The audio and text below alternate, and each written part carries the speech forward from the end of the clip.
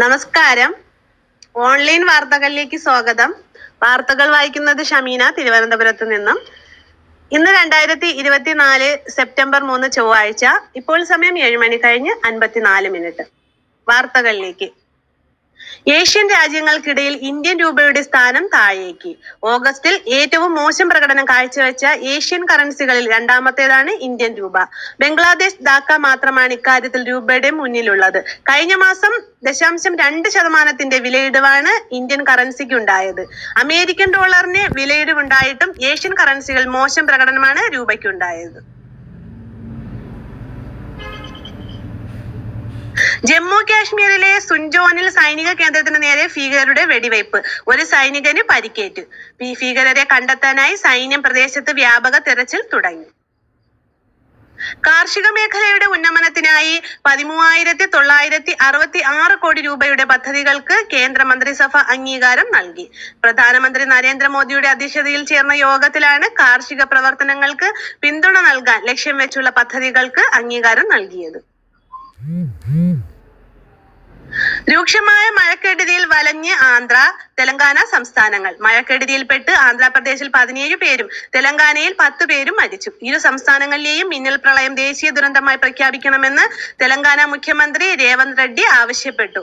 ആന്ധ്രയിൽ വെള്ളം കയറിയ താഴ്ന്ന മേഖലകളിൽ നിന്ന് ഏതാണ്ട് 13,000-ഓളം പേരെ മാറ്റിപ്പാർപ്പിച്ചെന്നാണ് കണക്ക്. റെയിൽവേ ട്രാക്കുകളിലും റോഡുകളിലും വെള്ളം കയറിയതോടെ കേരളത്തിലേക്ക് ഉൾപ്പെടെയുള്ള 140 തീവണ്ടികൾ കഴിഞ്ഞ ദിവസങ്ങളിൽ റദ്ദാക്കുകയോ വഴി തിരിച്ചുവിടുകയോ ചെയ്തു.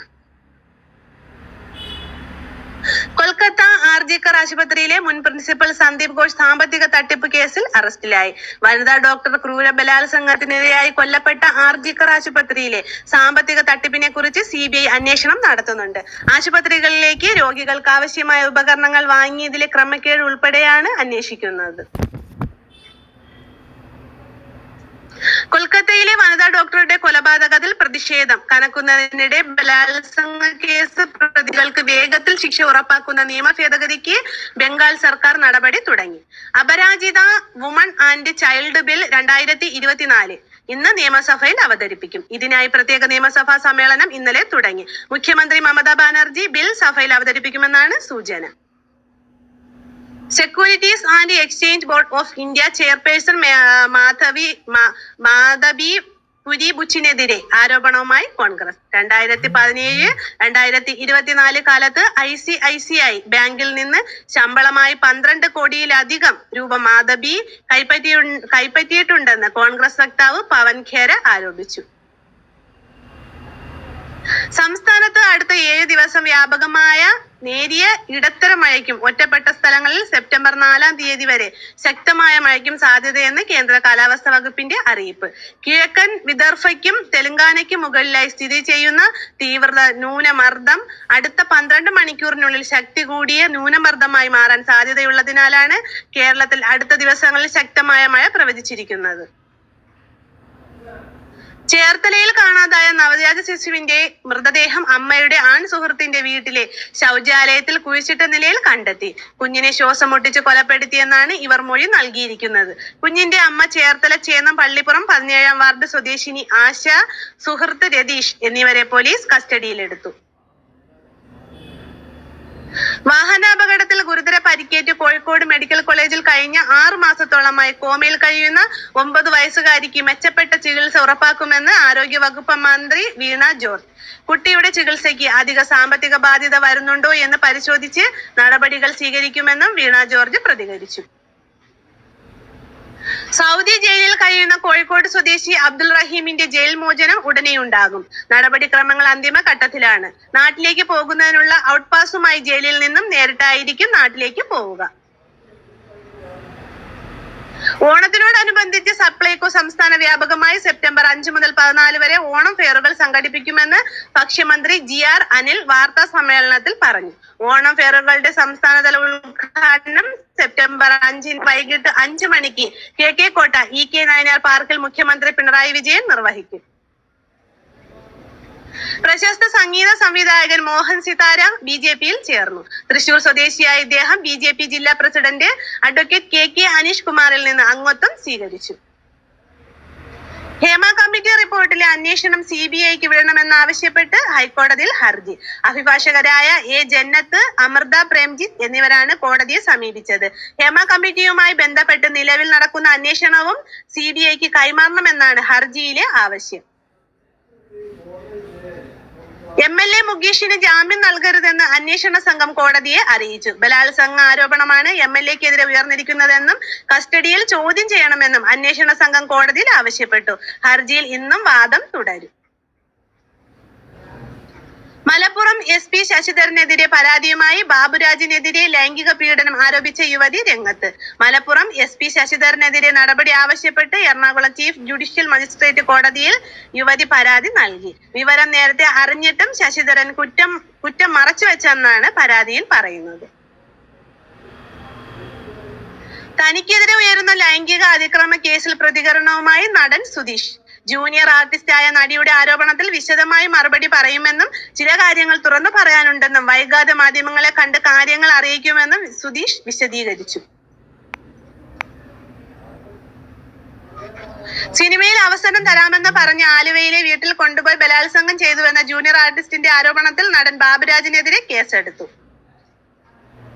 നെഹ്റു ട്രോഫി വള്ളംകളി ഈ മാസം 28-ന് നടത്തണമെന്നാവശ്യപ്പെട്ട് വള്ളംകളി സംരക്ഷണ സമിതി കളക്ടർക്ക് നിവേദനം നൽകി. NDBR സൊസൈറ്റി യോഗം വിളിച്ച് എത്രയും വേഗം തീരുമാനം എടുക്കും എന്ന് കളക്ടർ വള്ളംകളി സംരക്ഷണ സമിതിക്ക് ഉറപ്പു നൽകി.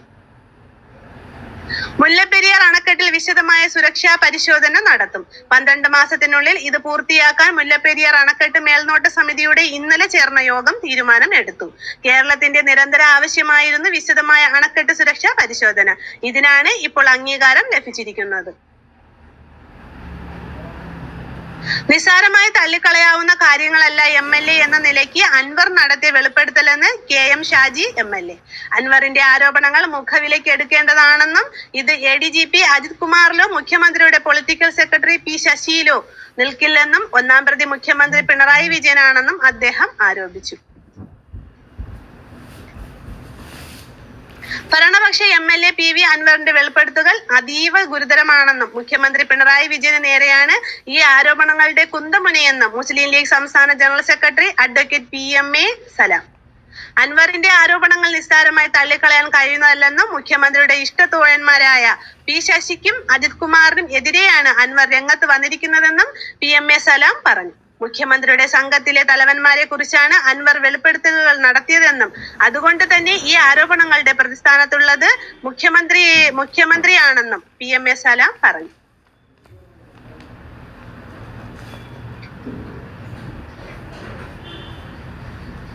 സോളാർ കേസുമായി ബന്ധപ്പെട്ട് തനിക്കെതിരായ PV അൻവറിന്റെ ആരോപണത്തെക്കുറിച്ചുള്ള മാധ്യമപ്രവർത്തകരുടെ ചോദ്യത്തിന് പൊട്ടിച്ചിരിച്ച് KC വേണുഗോപാൽ. കേസ് കോടതി മുൻപാകെ വന്നല്ലോ എന്നും താൻ ആരെയും ഭയപ്പെടുന്നില്ലെന്നും KC വേണുഗോപാൽ കൂട്ടിച്ചേർത്തു. അതേസമയം ആരോപണ വിധേയരായവരെ സംരക്ഷിക്കുന്ന സർക്കാർ നടപടിക്കെതിരെ രൂക്ഷ വിമർശനവും അദ്ദേഹം ഉന്നയിച്ചു. AK ശശീന്ദ്രനെ മാറ്റണമെന്ന ആവശ്യം NCP സംസ്ഥാന നേതൃത്വം ചർച്ച ചെയ്തിട്ടില്ലെന്ന് പാർട്ടി സംസ്ഥാന അധ്യക്ഷൻ PC ചാക്കോ.